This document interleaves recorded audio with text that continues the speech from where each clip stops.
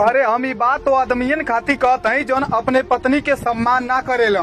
एगो ऐसा आदमी रह जौन अपने पत्नी के सम्मान ना करत रहे और अचानक वो पत्नी एक बार बीमार पड़ल। जब डॉक्टरी में गई तो डॉक्टर जवाब देला कि बस 1 घंटा इनके पास टाइम है।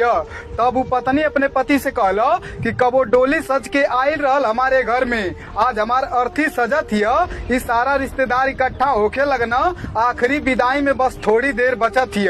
अर्जी सुनला हम दूर होके राजी तना तोरे साथे रहल चाहत हई। हमारे एक एक बात के ध्यान से सुनिया, हम कुछ कहल चाहत हई। हमरे गईला के बाद रोइया ना, तोहार जान तोरे साथे खड़ी हई। माई बाप के सेवा करिया और हाँ, उनकर दवाई सिरहाने पड़ी हई। कभी काल के तयावेली हमरे ननद के भी मान रखिया। अपन दोनों लइका बहुत जिद्दी हमें, लइकन के भी ध्यान रखिया।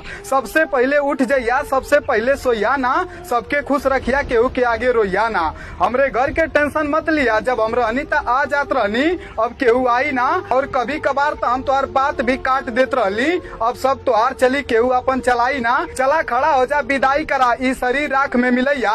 शाम के कुछ बना के खा लिया और लइकन के भी भूखा मत सुलैया। अरे पागल ऐसे रोवत रहबा, ई फूल दोबारा ना खिली। तोरे भरोसे छोड़ के जात हई सब कुछ, सबके हंसैया, खुद भी खुश रहिया, वरना हमरे आत्मा के शांति ना मिली। बजा